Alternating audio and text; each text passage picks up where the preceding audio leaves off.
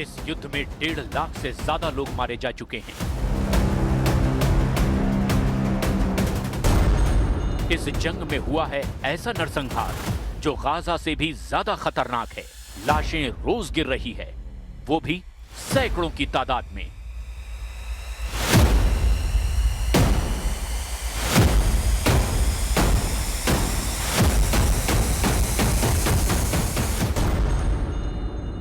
इस युद्ध में जनरल दगालो दे रहा है डोनाल्ड ट्रंप को खुला चैलेंज, दम हो तो इस जंग को खत्म करके दिखाओ।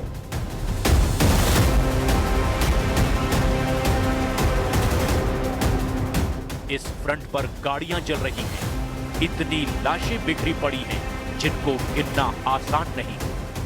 रोज सड़कों पर लोग मारे जा रहे हैं। यह है सूडान, दुनिया का सबसे नया फ्रंट, और यहां हुए नरसंहार ने दुनिया की बंद पड़ी आंखें बहुत देर से खोली हैं। अफ्रीका के तीसरे सबसे बड़े देश सूडान में अचानक क्या हुआ कि दुनिया को अब समझ में आया है कि एक युद्ध यहां भी चल रहा है, एक नरसंहार यहां भी किया जा रहा है। क्योंकि जब यूक्रेन में रूस का वो युद्ध जारी है जिसमें ज़ेलेंस्की रोजाना जमीन खोते जा रहे हैं, जब गाजा में हमास और इजराइल का युद्ध विराम सुई की नोक पर टिका हुआ है, लेबनान, सीरिया जैसे फ्रंट के साथ यमन पर किसी भी वक्त इजराइल के बंकर बस्टर बम गिरने लगते हैं। इजराइल ईरान का मोर्चा तो लगातार एक्टिव है, बस बमबारी और मिसाइल लॉन्च होने की देर है। इतने सारे फ्रंट जिन्हें लेकर के डोनाल्ड ट्रंप का खौफ रिकॉर्ड तोड़ रहा है। ऐसे वक्त में दुनिया का सबसे बड़ा मानवीय संकट सूडान में छाया हुआ है। अफ्रीकी देश सूडान में आखिर क्या हुआ, इसे बहुत गौर से समझिएगा, क्योंकि इसका रिश्ता दुनिया के कई मोर्चों से है, कई देशों से है, कई ऐसी ताकतों से है जो दुनिया को अपने युद्ध से भस्म कर सकते हैं। लंबे वक्त से अस्थिरता की जमीन बन चुके सूडान में दो कमांडर एक दूसरे के खून के प्यासे हैं। एक तरफ है सूडानी सेना और उसके चीफ जनरल अब्देल फतेह अल बुरहान, तो दूसरी तरफ है मिलिशिया RSF यानी रैपिड सपोर्ट फोर्स। इसका कमांडर है मोहम्मद हमदान दगालो। RSF को दारपुर में हुई हिंसा के लिए कुख्यात माना जाता है। इन दोनों कमांडरों की लड़ाई ने डोनाल्ड ट्रंप के लिए बहुत बड़ा चैलेंज पेश कर दिया है। दुनिया भर के युद्ध खत्म करने का दावा करने वाले डोनाल्ड ट्रंप के सामने अब सूडान के दो कमांडर बड़ी चुनौती बन गए हैं। अकीद القيادة الموجودة هناك بمفالية الأمن قدروا تقديرات بأنه يجب أن يغادروا المدينة نسبة لما تعرض 1990 में सूडान के लंबे समय तक शासक रहे ओमर अल बशीर को जनता के विरोध प्रदर्शन के बाद हटा दिया गया था। उसके बाद सूडान में संयुक्त सरकार तो बनी, लेकिन सेना के कमांडरों के बीच शुरू हुई ऐसी लड़ाई जो अब नरसंहार की वजह बन चुकी है। मिलिशिया रैपिड सपोर्ट फोर्स यानी कि RSF को सूडान की सेना में शामिल किया जाना तय हुआ था, लेकिन 2023 में RSF के जनरल दगालो को लगा कि इस एकीकरण से उसका असर खत्म हो जाएगा। तभी से सूडान की सेना और RSF के बीच युद्ध शुरू हो गया है।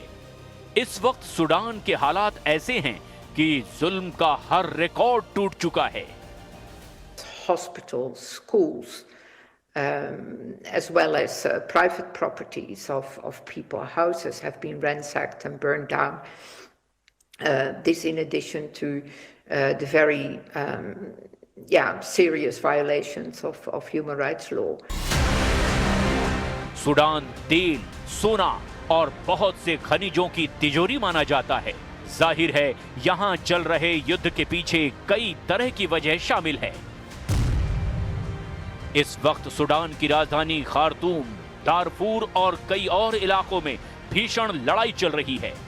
दोनों पक्ष एक दूसरे पर युद्ध अपराधों, मानवाधिकार उल्लंघन और आम लोगों पर हमला करने का आरोप लगा रहे हैं। लाखों लोग विस्थापित हो चुके हैं। सूडान में इस वक्त गाजा से भी ज्यादा खतरनाक मानवीय संकट जारी है। that Al-Fashir, the largest city of Darfur, is being besieged.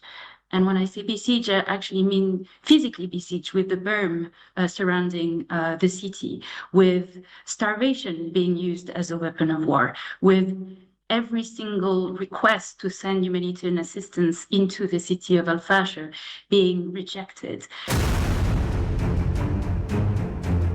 अब समझिए कि सूडान के वो कमांडर जो एक दूसरे के खून के प्यासे हैं, उनके साथ आखिर कौन है, उनके खिलाफ कौन कौन है? क्योंकि सूडान की इस टक्कर में छुपा है अफ्रीका का सबसे खतरनाक युद्ध। संयुक्त राष्ट्र और अफ्रीकन यूनियन इस युद्ध को रोकने में पूरी तरह नाकाम साबित हुए हैं।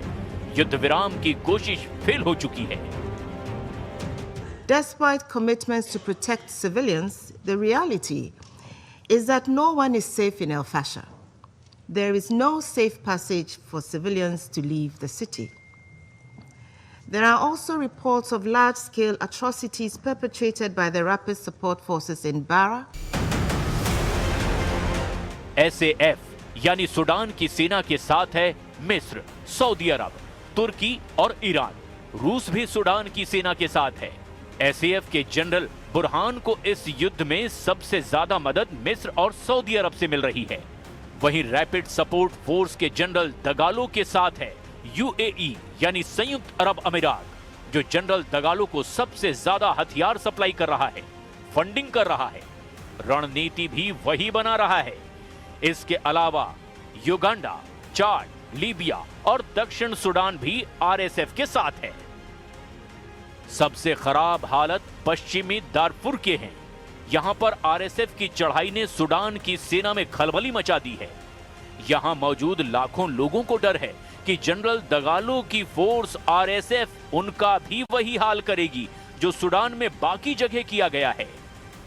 Rifles report of widespread ethnically and politically motivated killing, indiscriminate violence affecting in particularly the most vulnerable. We have accounts of people with disabilities who were executed, who were killed as they were unable to flee. But we also hear people that are trying to leave the city. अब ये समझने की जरूरत है कि Sudan में हो रहे नरसंहार में दोनों कमांडरों को जो मदद मिल रही है, उसमें उनको अरब देश की मदद मिल रही है। तुर्की और ईरान भी एक पक्ष के साथ हैं। सऊदी अरब के क्राउन प्रिंस मोहम्मद बिन सलमान हो या फिर तुर्की के राष्ट्रपति एर्दोआन, ईरान के सर्वोच्च नेता अली खामनेई हो या फिर व्लादिमीर पुतिन, क्योंकि सूडान की सेना के साथ अब रूस भी खड़ा हुआ नजर आ रहा है। जबकि UAE के राष्ट्रपति शेख मोहम्मद बिन जायद अल नहयान RSF के साथ हैं। RSF पर ही इस वक्त सबसे ज्यादा खून खराबे का आरोप है। RSF पर दारफुर के लोगों के घर जलाने, मेडिकल कर्मियों की हत्या और सुरक्षित जगह के लिए भाग रहे लोगों पर फायरिंग का भी इल्जाम है। कुल मिलाकर ये जंग अब सूडान से भी ज्यादा अरब देशों का अखाड़ा बनती हुई नजर आ रही है। Protection concerns and the protection needs are tremendous.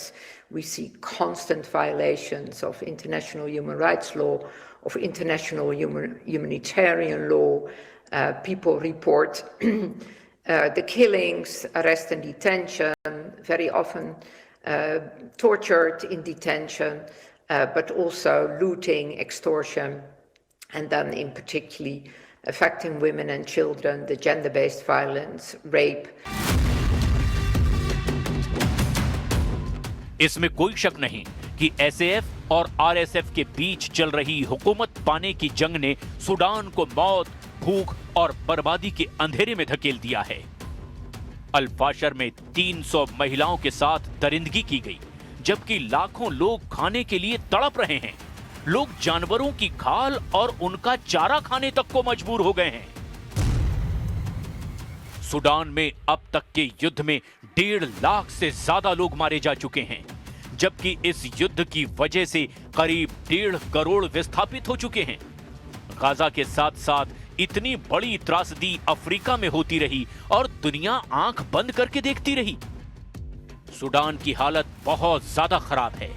एक तरह से संयुक्त राष्ट्र ने भी अपने हाथ खड़े कर दिए हैं, क्योंकि सूडान के दो जनरलों के बीच सत्ता की लड़ाई ने इस अफ्रीकी देश को नरसंहार का सबसे बड़ा फ्लैश पॉइंट बना दिया है।